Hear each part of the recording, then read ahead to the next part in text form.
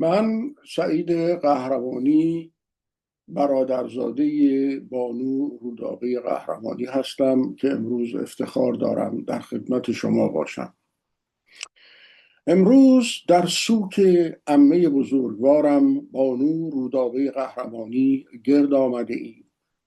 بانویی که رحلتش فرجام فصلی است با شکوه و پرثمر در تاریخ خاندان میرزا نصرالله خان ملقب به معین دفتر. با رفتن او دفتر خاطرات نجابت، کیاست و بزرگواری بسته نمی شود، بلکه به سطرهایی بلندتر در حافظه جمعی ما امتداد می یابد. یادش چون چراغی کهنسال بر راه آیندگان خواهد تابید. او نماینده نسلی بود که با وقار زیست، با صداقت خدمت کرد و با بزرگواری راه را برای آیندگان هموار ساخت. امروز اگر از پایان یک دوران سخن میگویم، از خاموشی چراغی میگویم که سالها خانه و دلهای ما را روشن نگاه داشته بود. دوره‌ای که در آن شکوه خدمت، فرزانگی و فروتنی در یکدیگر تنیده بود. او رفت، اما میراث وقار و روشنیش همچنان در جان نسل‌ها تنیده خواهد داشت. اما یاد و اثر او پایان نمی‌یابد.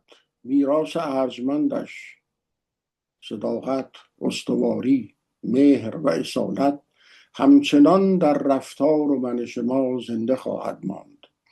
چنین انسانهایی نمی‌میرند، بلکه در حافظه یک خاندان همچون ستاره‌ای دیرپا به روشنایی ادامه می‌دهند.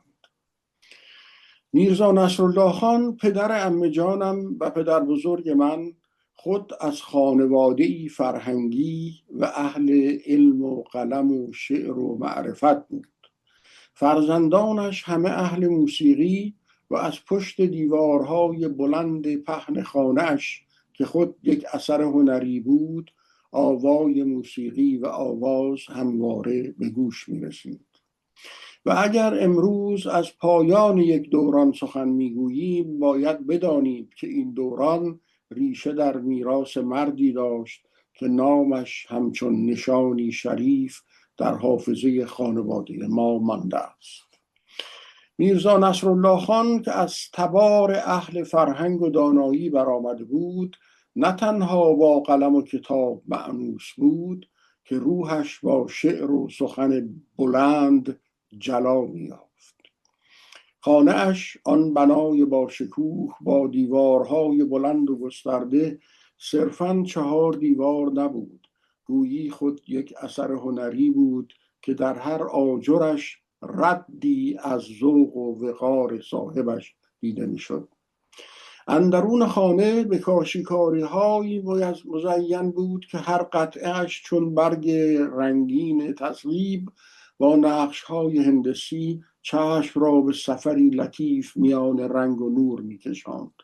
آبی‌های لاجوردیش همچون آسمانی که در حصار دیوارها فرود آمده باشد، در کنار سبزینه‌های فیروزه‌ای و خطوط ظریف طلایی فضایی می آفرید که گویی در آن هنر نه آویخته بر دیوار، بلکه جاری در هوا بود.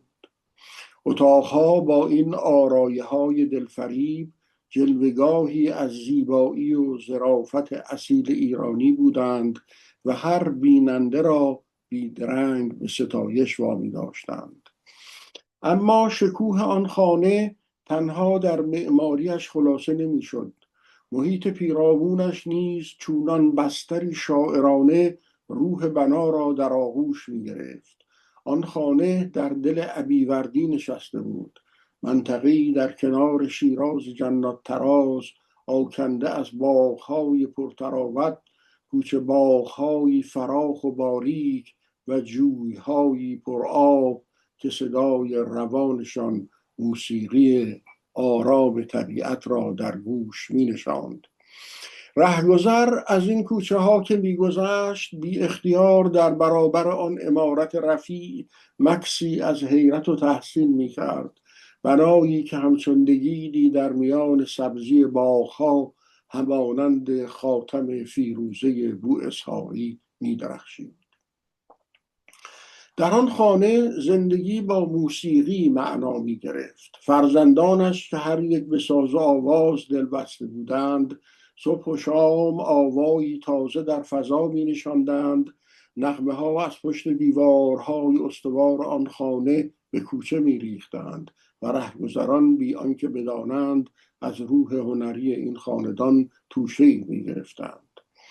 آن خانه مأمن هنر بود و مهد لطافت، جایی که موسیقی نه سرگرمی بلکه شیوه زیستن بود و بی تردید این میراث موسیقایی و فرهنگی در جان نسل‌ها رسوب کرد تا امروز ما را در سوی بانویی بنشاند که ثمره آن تربیت اصیل و آن فضای پرورنده بود.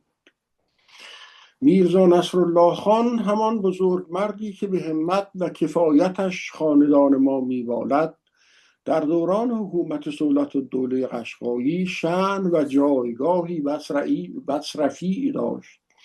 او در میان مستشاران و مشاوران صولتالدوله عالی‌ترین مقام را احراز کرده بود و همین درایت و کاردانی موجب شد که خود صولتالدوله با شناختی عمیق از شخصیت و توانایی‌های او لقب معین دفتر را بر وی بنهد. در ساختار حکومت قشقایی او نه صرفاً مشاوری دانا بلکه مغز متفکر و ساماندهنده بسیاری از امور بود، شخصیتی که حضورش وزنی به سزا در تصمیمات و جریانهای حاکمیتی داشت و چنین جایگاه و اعتباری بود که سرنوشت او را با سرنوشت صولتالدوله گره زد تا آنجا که هنگامی که در روزگار رضاشاه صولتالدوله را به تهران تبعید کردند و در زندانی خاموش و خانگی محبوس ساختند، معین دفتر را نیز به عنوان نزدیکترین و امینترین یار او با خود به تبعید بردند. این همراهی گواهی بود بر اعتماد بیچون و چرای بزرگان قشقایی به او، گواهی بر اینکه در روزهای دشوار نیز از رأی صائب و منش استوار او حتی در تنگترین احوال چشم نمی پوشیدند. اما فراتر از مقام و منصب، او انسانی بود آراسته به خلق خوش و بزرگمنشی. مهربانی و بخشندگیش زبانزد بود و عشق به خانواده و پیوندهای خویشاوندی در وجودش ریشه‌ای ژرف داشت. در میان ابیوردیان او یکی از چهره‌های آبرومند و مورد وثوق به شمار می آمد، کسی که حرمتش نه به واسطه قدرت بلکه به دلیل فضل، کمالات، نجابت و توان دانش ادبیش بود. آثار قلمی او نیز گواهی روشن بر عظمت روح و دانش وی است.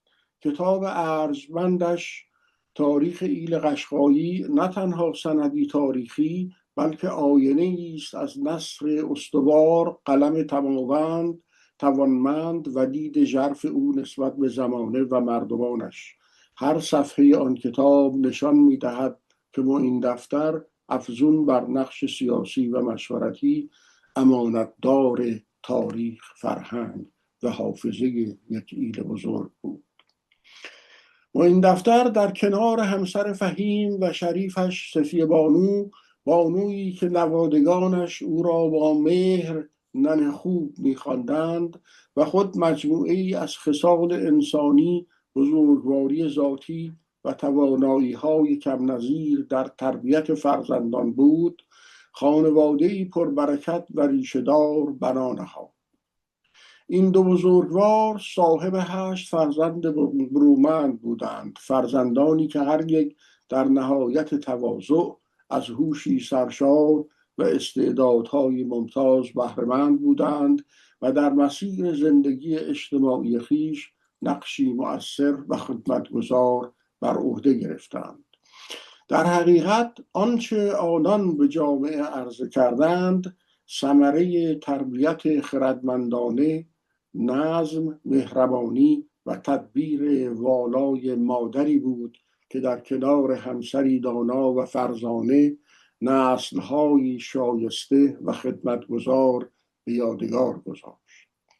روزی یکی از سرکردگان نامدار ابیوردی در ستایش نبوغ و استعداد فرزندان معین دفتر سخنی گفته بود که هنوز در گوش تاریخ خاندان ما تنید دارد. وی با لبخندی آمیخته به تحسین گفته بود اگر این فرزندان را برای مدتی دراز در انباری تاریک نیز حبس کنید، باز هم همگی با سواد و دانا از آن انبار بیرون خواهند آمد. این سخن هرچند اغراق‌آمیز و طنزآلود، گواه روشن اعتراف بزرگان آن روزگار به تیزهوشی، پشتکار و استعداد کم نظیر فرزندان معین دفتر بود. نسلی که روشنایی فهم و جوهر دانایی در آنان چنان ریشه داشت که حتی محرومیت نیز نمیتوانست چراغ خردشان را خاموش کند. در کنار مادر و پدری فرهیخته و مهربان، فرزندان این خاندان از مهر و مراقبت زنی نیز بهره‌مند بودند که حضورش همچون نعمتی آرام و بی ادعا سالیان دراز بر این خانه سایه می‌گسترد. او لله دلسوز بود که از اوان جوانی تا واپسین لحظات زندگانی در کنار آنان ماند و در حقیقت جایگاه مادر دوم را برای فرزندان پیدا کرد. زنی ساده، صادق، پاکدل و بی‌غلغش، زنی روستایی که مهرش نه در کلام بلکه در فداکاری و جان‌نثاری‌اش جلوه‌گر می‌شد. محبتش حد و مرزی نمی شناخت و گویی جان خیش را نیز بی هیچ دریغ برای سلامت و سعادت آن فرزندان می نهاد.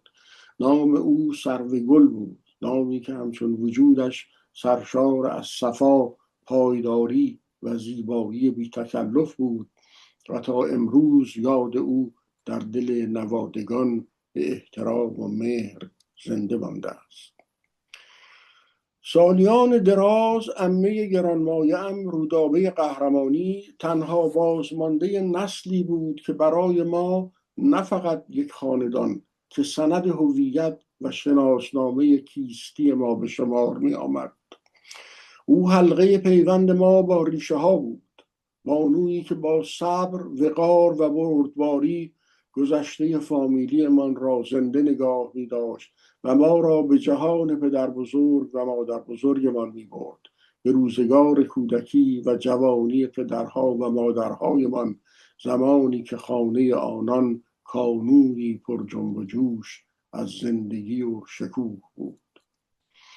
او ما را به عصری می برد که در آن خانه مجلل و وسیع چندین خدمتکار و آشپز و شکارچیان ورزیده در خدمت خاندان بودند. روزگاری که شبی نمی گذشت مگر آنکه میهمانی با شکوهی برای گروهی از بزرگان برپا باشد.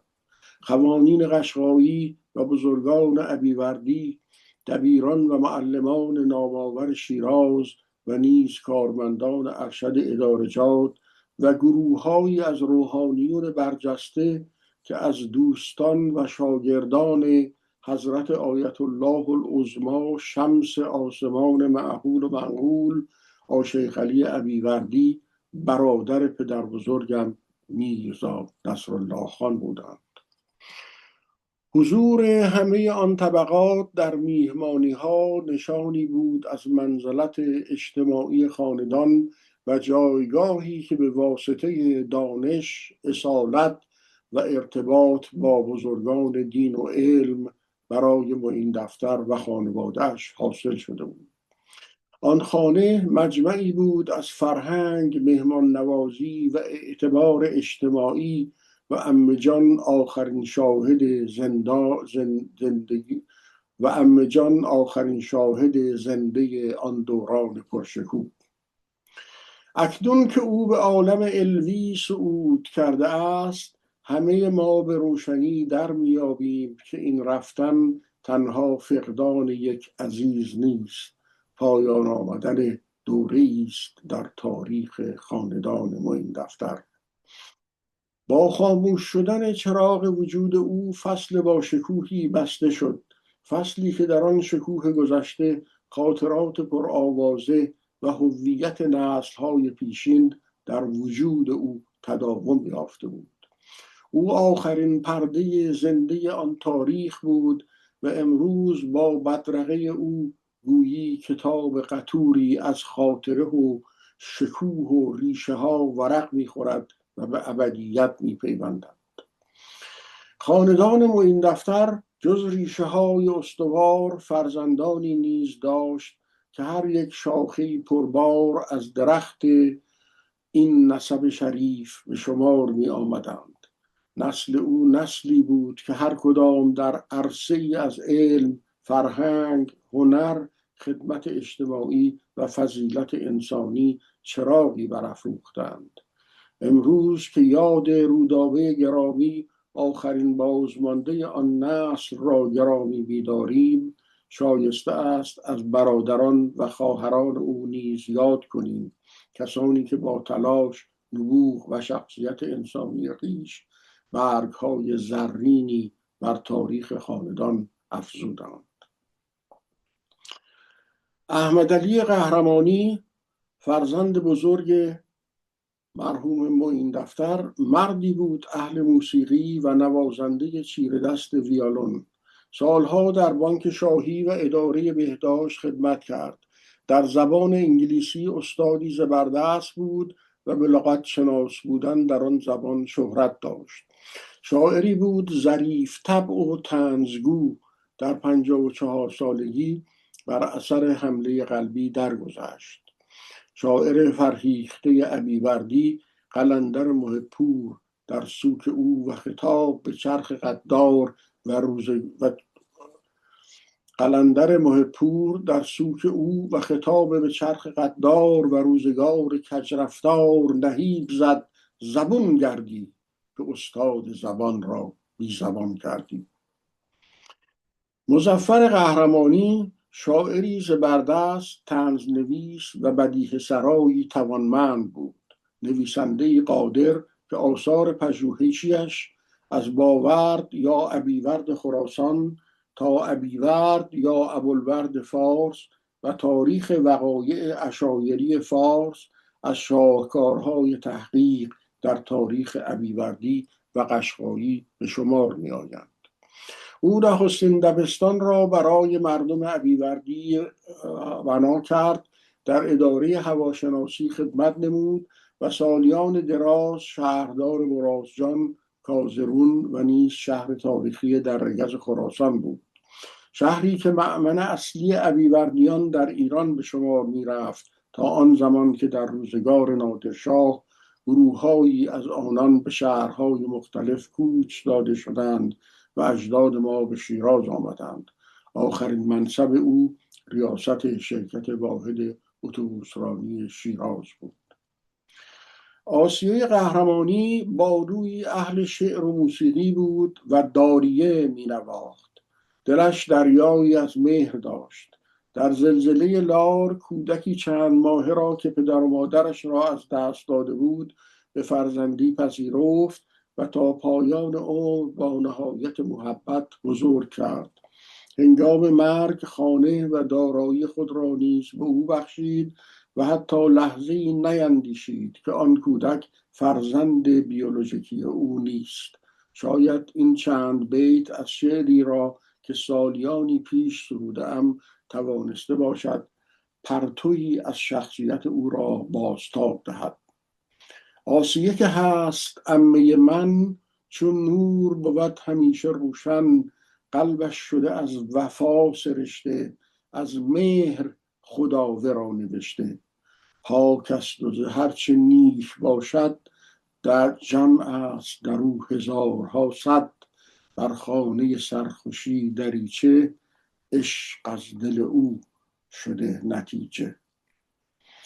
جمشید قهرمانی جمشید چهارمین فرزند معین دفتر و پدر من اهل موسیقی و نوازنده تنبک بود. حسابداری چیره دست که سالها در بانک شاهی و سپس در تهران به عنوان حسابدار شرکت دارویی استرلینگ خدمت کرد. در زبان انگلیسی تحصیلاتی عمیق داشت و مدرکی معادل فوق لیسانس آن زبان از دانشگاه میشیگان آمریکا دریافت کرده بود. معلومات عمومی او خیره کننده بود و عاشق ایرانگردی و جهانگردی. زمانی مدیر کل شرکت استرلینگ گفته بود شعبه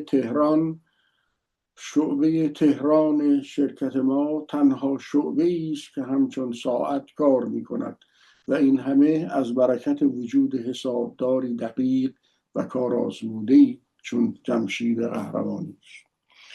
غضنفر قهرمانی دبیری بود فرهیخته و دانشپرور، انسانی چند هنره، ایران دوست، آزاده، مخالف استعمار و بدبین به همه نسخه های سیاسی رستگاری. دلش لبریز از شوق تعلیم و تربیت و دستش گشوده برای پروراندن استعدادها بود. ادیبی فاضل، شعرشناس و یار اهل معرفت. او از آن کسانی نبود که در چار موج حادثه دست یار رها کند و گلیم خویش ز موج به در ببرد، بلکه چنان بود که سعدی میگوید این جهد میکند که بگیرد غریق را. دکتر محمود قهرمانی نخستین طبیب ابیوردی بود که تا قله‌های علم پزشکی صعود کرد. سالیانی استاد و رئیس بخش روانپزشکی دانشگاه شیراز بود و قبل و بعد از آن سالها در آمریکا به طبابت تدریس و تحقیق پرداخت. ایران دوست و آزاده بود و در همان دیار آمریکا نیز پرچم فرهنگ ایرانی را برافراشته نگاه می داشت. با دکتر جواد نوربخش قطب سلسله نعمت اللهی دوستی داشت و کتابی در زمینه روانپزشکی با او به فارسی تألیف کرد. او در منطقه سرحد چهاردانگه فارس در مکان تولدش اثری قابل توجه و برجسته در معماری ساختمان به جا گذاشته است. قهرمان قهرمانی به اعتراف همکلاسی‌هایش یکی از باهوشترین افرادی بود که به عمر خود دیده بودند.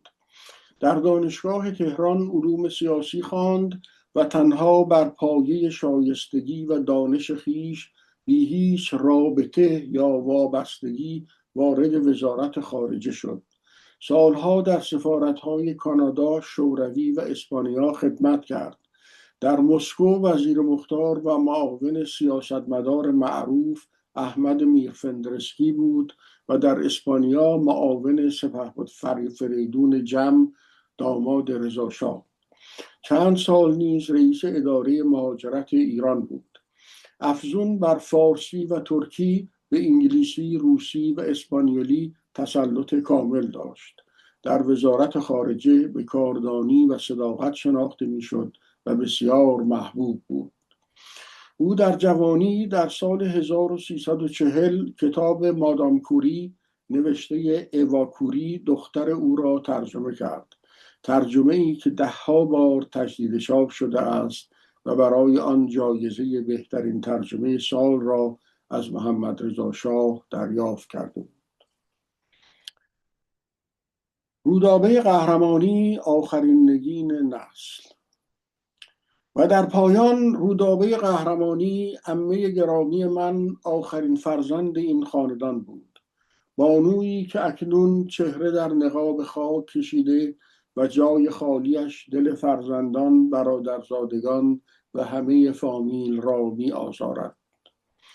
او زندگیش را در کنار همسر شایسته‌اش بهروز، مشهور به رضاقلی خان، نماد نجابت فرهنگ ایرانی، با صفا و صمیمیت گذراند.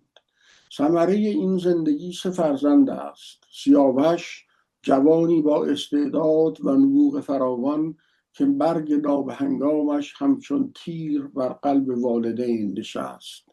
فروزان بانوی فرهیخته و برجسته با تحصیلات عالی تا حد فوق لیسانس پرستاری که سالیان است در اصفهان در مقام سوپروایزری خدمت می کند و دکتر آرش عبداللهی دامپزشکی دانا و کارآزموده، انسانی که گویی دم مسیحایی در وجودش دمیده شده است. رودابه قهرمانی از نخستین ماماهای تحصیل کرده شیراز بود و در عمر پربار خویش به بیشماری نوزاد زندگی بخشید. رفتنش پایان باشکوهی از تاریخ خاندان ما این دفتر است.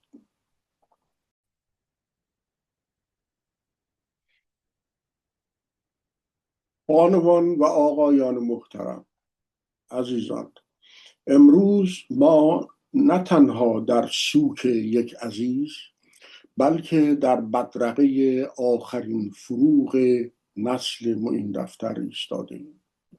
نسلی که ستونهای هویت ما را بنا کرد، نسلی که حافظه تاریخی ما را زنده نگاه داشت و نسلی که در وجود رودابه قهرمانی همچون شمعی با شکوه تا واپسین دم روشن ماند. عمه جانم رفت اما نامش نمی رود.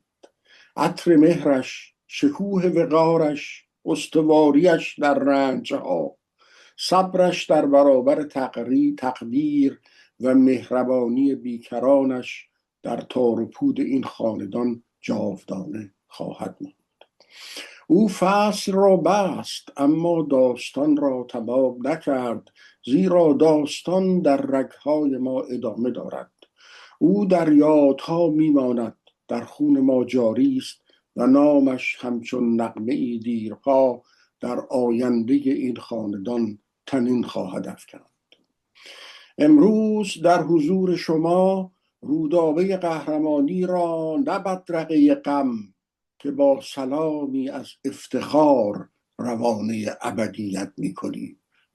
میگوییم ای بانوی نجابت، ای آخرین شعله آن خاندان بزرگ، آسوده بخواب، تو رسالت خویش را به کمال رساندی، ریشه ها را حفظ کردی، خاطره ها را پاس داشتی و چراغ شرافت و انسانیت را خاموش نگذاشتی. بدان که جای تو خالی است اما نام تو پرکننده همه خلاهاست. بدان که اندوه ما بسیار است اما افتخار ما از تو بیشتر. و بدان که ما فرزندان و نوادگان آن نسل اصیل پیمان می‌بندیم که آنچه تو محافظت کردی ما ادامه دهیم. پیمان می‌بندیم که یاد تو را نه با اشک بلکه با حرمت، سربلندی و زیستی شایسته نگاه داریم. عمه جان، تو سفر کردی اما در روح این خاندان جاودانه شدی. روحت شاد، راحت روشن و یادت تا همیشه بلند و پایدار. متشکرم.